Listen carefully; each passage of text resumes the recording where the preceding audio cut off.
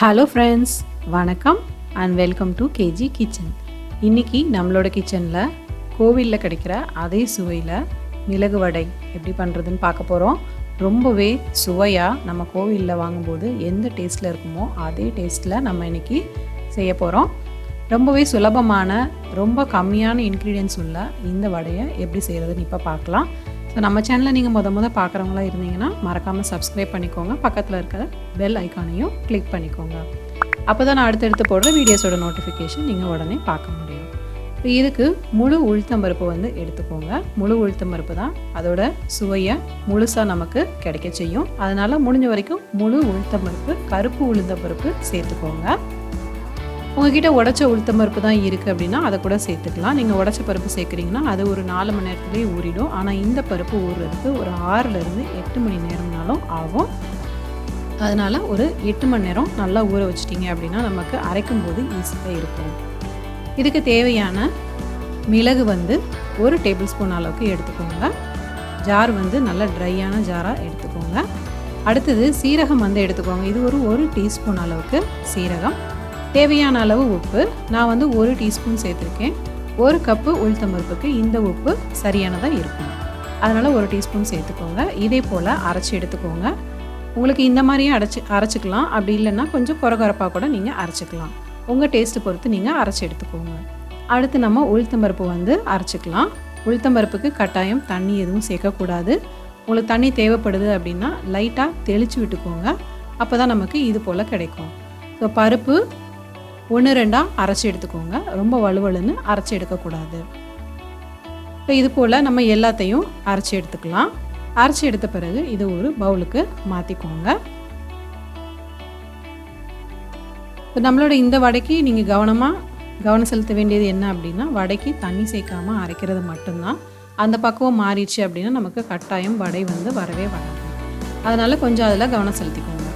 அடுத்தது நம்ம அரைச்சி வச்ச மிளகுத்தூள், அப்புறம் சீரகம், உப்பு எல்லாம் சேர்ந்து அரைச்சதை சேர்த்துக்கலாம். நம்ம ஸோ இந்த அளவுக்கு இது ஃபுல்லாக சேர்த்துக்கோங்க. அப்போ தான் சரியானதாக இருக்கும்.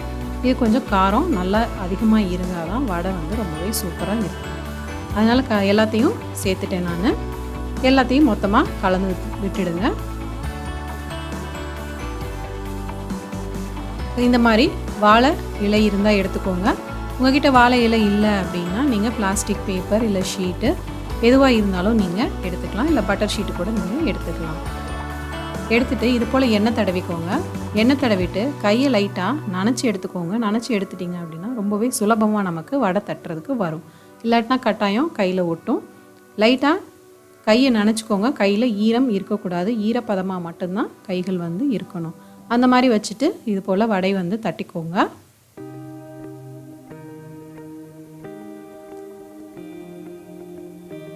பாருங்கள், இது போல் இந்த அளவு திக்னஸில் நீங்கள் தட்டி எடுத்துக்கிட்டால் போதுமானதாக இருக்கும். இதை இப்போ நம்ம கைக்கு மாற்றிக்கலாம். ஸோ கையில் மாற்றிட்டு தான் நம்ம எண்ணெயில் போட முடியும். அப்படியே எண்ணெயில் போட முடியாது. ஏன்னா நம்ம ஃப்ரை பண்ணி எடுக்க போகிறோம். அந்த எண்ணெயில் போடும்போது கொஞ்சம் கவனமாக போடுங்க. எண்ணெய் காஞ்சிருக்கணும். ரொம்ப சூடாக இருக்கக்கூடாது. அதையும் பார்த்துக்கோங்க. இந்த வடை போட்டு எடுக்கிற வரைக்கும் கட்டாயம் லோ ஃப்ளேமில் தான் இருக்கணும். ஹை ஃப்ளேமில் வச்சிடாதீங்க. நமக்கு அந்த பக்குவத்தில் இந்த வடை கிடைக்கவே கிடைக்காது.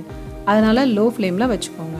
இந்த வடை ஓரளவுக்கு வெந்த பிறகு கொஞ்சம் ஃப்ளேமை வேணால் அதிகப்படுத்திக்கலாமே ஒழிய நீங்கள் கடைசி வரைக்கும் லோ ஃப்ளேமில் வச்சு பண்ணிங்க அப்படின்னா தான் இதே போல் நமக்கு கோவிலில் கிடைக்கிற அதே மாதிரி டேஸ்ட்டில் டெக்ஸ்சரில் நமக்கு வடை கிடைக்கும்.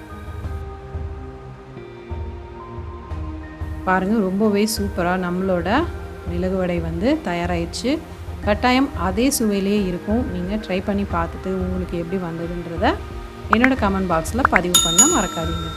இந்த வீடியோ உங்களுக்கு பிடிச்சிருந்ததுன்னா லைக் பண்ணுங்கள். உங்கள் பிடிச்ச ஃப்ரெண்ட்ஸுக்கு ஷேர் பண்ணுங்கள்.